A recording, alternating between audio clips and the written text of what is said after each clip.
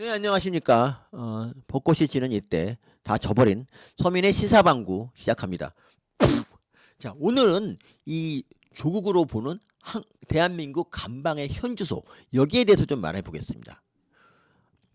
유죄 나오면 감옥 가야죠. 책 읽고 팔굽혀 펴기 하고 스쿼트 하고 이러면서 건강관리 열심히 해서 나와야죠. 누가 한 말일까요? 조국이 한 말입니다. 이걸 언제 했냐면 총선을 앞둔 2024년 4월에 조국이 김어준 유튜브에서 한 말이에요. 그때 조국이 어떤 상태였냐? 두 달 전에 2심에서 조국이 1심에서 1심과 똑같이 그 문서 위조 입시 비리 혐의로 징역 2년형을 선고를 받았어요. 그런데 겁나 관대한 우리 판사님은 이 실형을 법정 구속을 하지 않고 이걸 미뤘고, 그동안에 조국은 조국 혁신당을 만들었죠. 그리고 자기가 비례대표 2번이 되면서 국회의원 배지를 달았단 말이에요. 근데 그때는 이미 이제 국회의원을 예약한 상태지. 그쵸? 그래서 이제 김어준이 이런 질문을 한 거예요. 대법원에서 너 어차피 실형 확정될 건데 그러면 정치인 조국은 어떻게 되는 거냐, 이걸 물어본 거라고. 그랬더니 조국은 아니 그에 대한 답을 해야지. 감옥 가서 뭐 나는 뭐 감옥 갈 거고요. 당연히 가야지. 그리고 거기 가서 막 푸시업 하고 막 플랭크 하고 스쿼트 한다고 책도 읽고. 아니 여러분, 이거 얘기 들으면 무슨 감방이 무슨 뭐 템플스테이야? 뭐 정신하고 뭐 심신을 수련하는 그런 장 같잖아, 느낌이. 아니 이게 감방은 뭐 하는 데냐면요, 원래 그 격리, 범죄자 격리, 그리고 교화, 이걸 통해서 이제 범죄를 좀 이제 막자. 그러니까 거기 들어가면 앞으로 이제 범죄 저지르지 말고 착하게 살아야겠다, 이 생각을 하는 거야. 자기 범죄도 반성하고 이렇게 하라고 감옥을 만들었는데, 이 조국 이 자식 말하는 거 들어보면 무슨 더 건강해져서 더 큰 범죄를 저지르겠다 이런 말 같아요, 여러분. 이게 좌파가 아니라 보수 쪽에서 이런 말 했으면 난리가 났을 겁니다. 하지만 좌파 놈이 했기 때문에 이건 별로 이제 이게 묻혀버렸는데, 어쨌든 그래요. 뭐 조국같이 뭐 재판하는 내내, 재판을 걔가 2019년 기소됐는데 5년 동안 한 번도 반성하지 않다가 이제 감방 갔고요. 지금도 물론 반성하지 않지. 이런 애가 감방 간다고 뭐 갑자기 반성한다, 이런 기적은 일어나지 않습니다. 그래도 있잖아요, 이 감방이 범죄의 재발을 막기 위해서는 최소한 이거는 돼야 돼.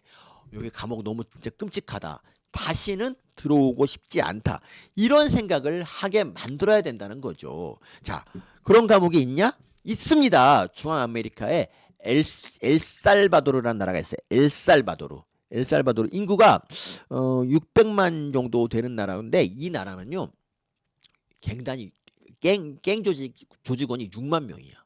거의 뭐 100명 중에 한 명이 갱이지. 그래서 그 나라 전체가 이 갱의 지배에 허덕이고 있어요. 그 나라는요 얼마나 무섭냐면, 그 해가 지면 사람들이 다니지 못해. 그리고 다닐 때도 큰 도로만 다녀야지 뒷골목 같은 데를 절대 못 다니는데요. 거기가 2015년 기준으로 살인사건으로 죽는 비율이 인구 10만 명당 108명으로 압도적인 세계 1위예요.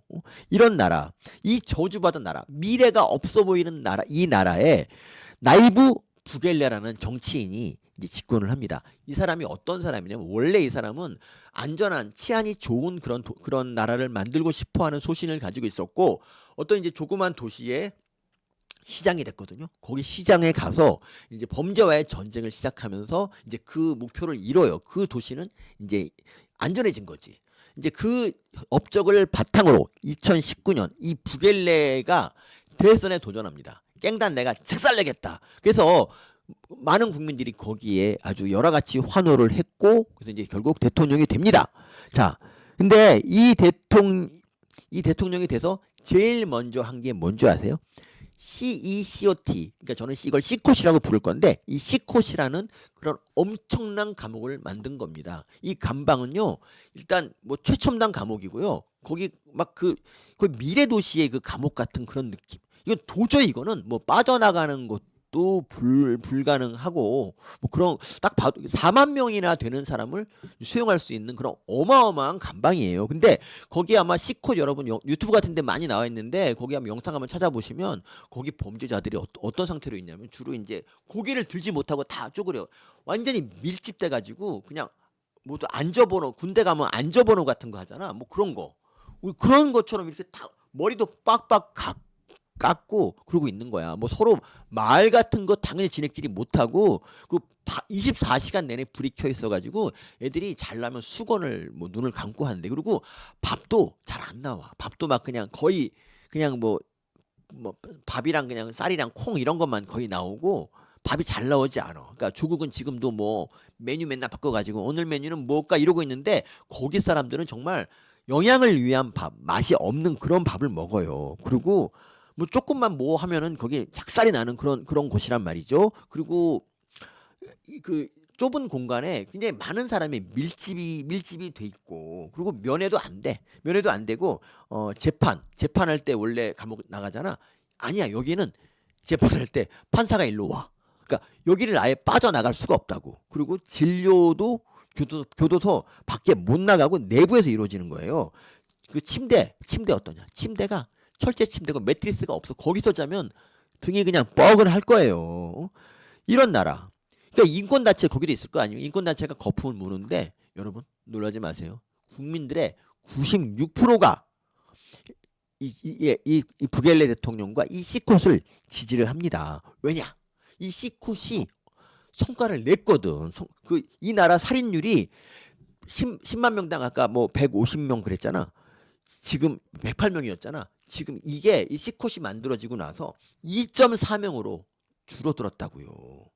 사람들이 이제는 다닐 수가 있게 된 거야. 그래서 이제 다른 나라 뭐 중남미에 뭐 중미나 남미 다른 나라들도 막 있잖아요. 그 나라들도 시콧 어떻게 만드냐. 우리도 좀 도와달라 해갖고 막 시콧 막 만드는 거 도와주고 얼마 전에 그 트럼프 대통령이 이랬어요. 우리나라 미국에 이제 범죄자 중에 좀 악질적인 애들이 있다. 야, 내가 그 운영비가 뭐 한 400만 달러 되는데 300만 달러 되는데 그거 줄 테니까 우리 쪽 악질 범죄자들도 거기 좀 넣어주라. 이렇게 얘기를 할 정도로 진짜 그렇게 한대요, 진짜. 이 정도로 이 시콧이 대단한 그런 역할을 하고 있는 거예요. 여기서 얘기하는 건 뭐냐? 시콧이 그러니까 감방은요. 형벌이어야 돼. 형벌. 감방의 무슨 심신수련의 장이 되면 안 된다는 거예요. 물론 우리나라는 이미 좌파에 먹힌 나라고 시콧 같은 감방은 만들어지지 어쩔 수 없지. 왜냐 우리나라는 피해자 인권이 뭐 피해자 인권보다 죄수 인권이 훨씬 더 중요하게 여기는 나라예요. 제가 옛날에 유튜브 할 때 어떤 여자 국회의원 출마했다가 잘 안 되신 분이 계신데 그분이 이러더라고요. 인권단체들이 조두순을 그렇게 막 조두순 인권도 막 보장해야 된다 가지고 되게 어이가 없었대.